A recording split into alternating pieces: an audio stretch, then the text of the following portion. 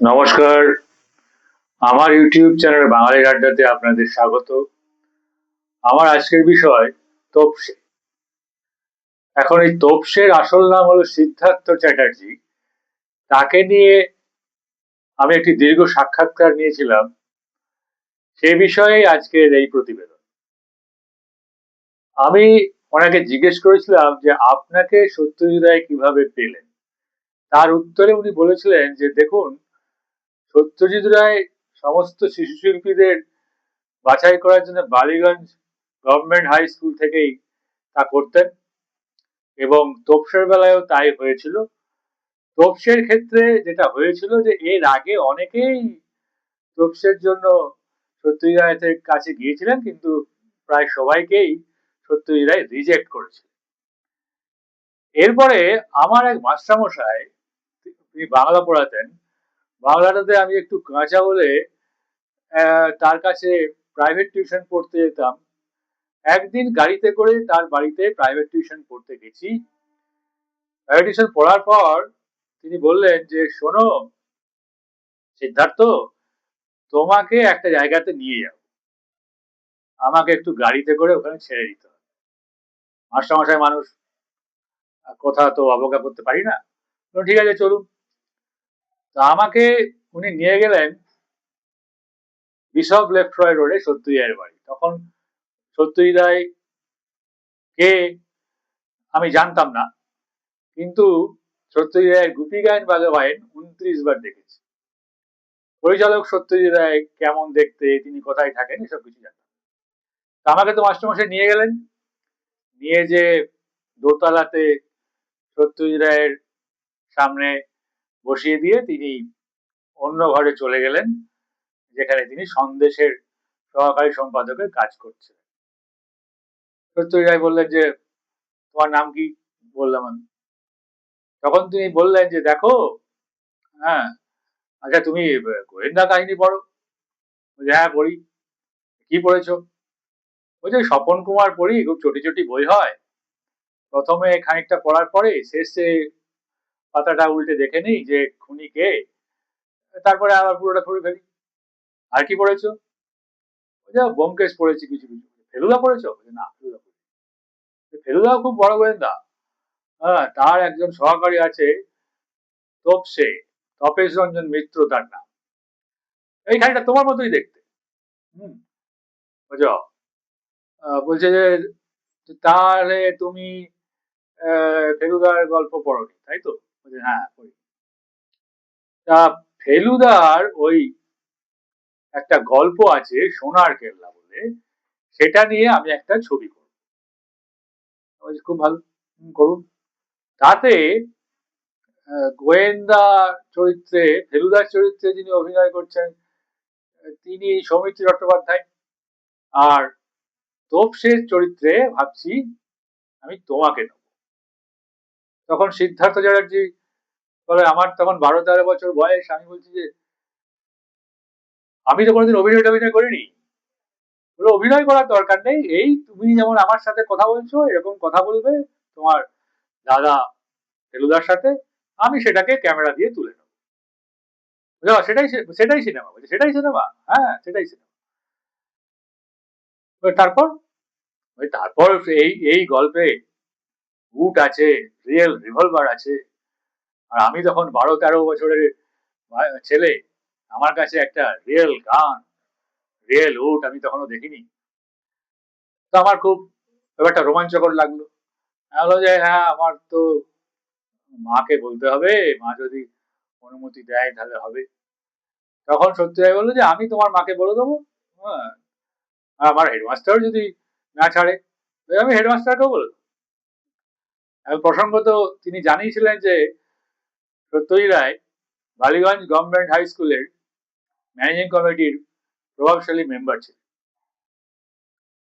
এরপরে যেটা হলো সেটা হচ্ছে যে সত্যজিৎ রায়ের সঙ্গে এরকম যখন কথোপকথন হচ্ছে তোপসে বা সিদ্ধার্থ চ্যাটার্জি, তিনি তখন 12-13 বছরের যুবক, বালক বলা যেতে পারে, তখন তিনি আরো বললেন যে দেখো, এই যে এই যে উপন্যাসটা থেকে সোনার কেল্লা, আমারই লেখা উপন্যাস থেকে ছবিটা হবে, সেটা তুমি থাকবে তোপসে ভূমিকায়, আর সৌমিত্র চট্টোপাধ্যায় থাকবে। হ্যাঁ, আমি তো সৌমিত্র চট্টোপাধ্যায়কে চিনি, তার অনেক ছবি দেখেছি। খুব স্টার, বড় স্টার। হ্যাঁ, হ্যাঁ। সেই সময় হঠাৎ করে আসলে এই ঘটনাটা ঘটছে বিশপ লেফ্রয় রোডে। যখন ওনারা তোপসে এবং মাস্টারমশাই উঠছেন, তখন তোপসে বলছে তার অভিজ্ঞতার কথা, যে কাঠের সিঁড়ি দিয়ে এই প্রথম উঠলাম, উঠে আমাকে যার ঘরে নিয়ে গিয়ে বসানো হলো, আমি তো তাকে চিনি না সত্যি যাই বলে, দেখলাম যে তার ঘরেতে অজস্র বইপত্র, অজস্র পিয়ানো, এই সমস্ত নানা রকম জিনিসপত্র আছে, কিন্তু খুবই অগোছালো। আর আমাদের বাড়িতে সমস্ত বইপত্র খুব টিপটপ করে সাজানো, কেউ তো বই পড়ে না, এই জন্য। এরকম যখন ঘটনা কথাবার্তা চলছে সত্যজিৎ রায়ের সঙ্গে সিদ্ধার্থ চ্যাটার্জি বা তোপসে, তখন হঠাৎ করে একটা বেল বাজে। তখন সত্যজিৎ রায় বলে, যাও তো সিদ্ধার্থ, দরজাটা খোলো তো। তখন সিদ্ধার্থ নিচে নেমে যায় এবং দরজা খুলেই সিদ্ধার্থর ভাষায় বা তোপসের ভাষায় বলে যে আমি লন্ডন স্ট্যাচু হয়ে যাই। কে না ঢুকছে? সৌমিত্র চট্টোপাধ্যায়। ওরকম একজন সুপুরুষ মানুষ। তখন ওপর থেকে একটা কথা ভেসে এলো সত্যজিৎ রায়ের, কি বলু তোপসে, ঠিক আছে তো? হ্যাঁ দাদা, একেবারে ঠিক আছে। তারপর দুজনে উপরে উঠে এলো, সৌমিত্র চট্টোপাধ্যায় এবং তোপসে উঠে এলো। উঠে আসার পর তখন তোপসে, তখন সৌমিত্র চট্টোপাধ্যায় বলছেন যে, আচ্ছা সত্যজিৎ বাবু বা সত্যজিৎ দা, যাই হোক মানিক বাবু, হ্যাঁ, এই ব্যাপারটা এইভাবে করলে কিরকম হয়, ওইভাবে করলে কিরকম হয়। তখন সিদ্ধার্থ চ্যাটার্জি বা তোপসে বলছে যে আমার অ্যাটেনশনটা সৌমিত্র চট্টোপাধ্যায়ের থেকে ঘুরে গেল সত্যজিৎ রায়। এরকম ইমপ্রেসিভ গলা এর আগে আমি শুনিনি। সেই গলা, ইমপ্রেসিভ গলা, এবং ইনি সত্যজিৎ রায়। আমি বললাম যে হ্যাঁ, আপনার গুপি গায়েন বাঘা বায়েন আমি 29 বার দেখেছি, মা মাসি বিভিন্ন লোকের সাথে, কিন্তু আপনার সঙ্গে সাক্ষাৎ হয়। বলছে এখন তো হলো, তুমি তাহলে তোপসে করবে, আর পুলু মানে সৌমিত্র, ও করবে তোমার দাদা ফেলুদার চরিত্র অভিনয় করবে। তাহলে এই পর্যন্ত ঠিক হয়ে গেল।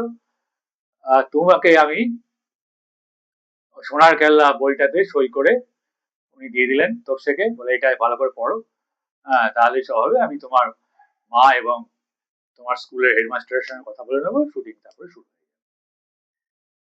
এই হচ্ছে সত্যজিৎ রায়ের তোপসে নির্বাচনের গল্প।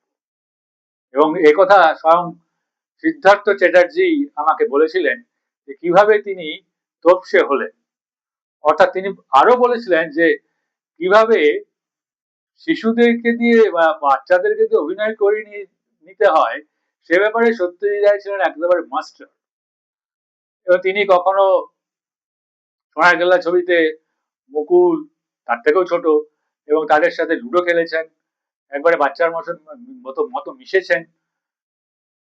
এখানেও তিনি যেভাবে তোপসের সাথে গল্প গাছা করলেন, তাতে করে মনে হয় যে সেটা একদম বাচ্চার মতো করে, সেভাবেই তিনি আসলে তিনি আবার ছবির আবার শেষকালে যখন তোপসে বা সিদ্ধার্থ চ্যাটার্জি চলে যাচ্ছে, হ্যাঁ, তখন মাস্টারমশাইয়ের সাথে, তখন সত্যি আবার ডাকে, তখন আবার তিনি ঘুরে আবার উপরে দোতলায় উঠে আসে। পরে সিদ্ধার্থ চ্যাটার্জি বা তোপসের মনে হয়েছে প্রথম সোনার ফেলুদা এবং দ্বিতীয় ফেলুদা জয় বাবা ফেলুনাথের তোপসে, দুটোই ছবি সিদ্ধার্থ চ্যাটার্জি করেছিলেন। মনে হয়েছে যে আসলে আমার বডি ফিটনেসটা কিরকম, হঠাৎ করে তাড়াতাড়ি ঘুরে কিভাবে আসতে পারি, সেটা জন্যই উনি এভাবে ডেকেছেন। অর্থাৎ তিনি কথা বলতে বলতে তার বাচনভঙ্গি, তার ফিজিক্যাল ফিটনেস সমস্ত কিছুই যাচাই করে নিয়ে তাকে তোপসে চরিত্রে সিলেক্ট করলেন। এবং তোপসে চরিত্রটি তো ইতিহাস হয়ে আছে, যেমন ফেলুদা এবং লালমোহন বাবু ইতিহাস হয়ে আছেন, তেমনি তোপসে চরিত্রটিও ইতিহাস হয়ে আছে সোনার কেল্লা এবং জয় বাবা ফেলুনাথ। এখন এই এপিসোডটি যদি আপনাদের ভালো লেগে থাকে, তাহলে আমার ইউটিউব চ্যানেল বাঙালির আড্ডা আপনারা সাবস্ক্রাইব করবেন এবং তার সঙ্গে সঙ্গে শেয়ার ও কমেন্টও করতে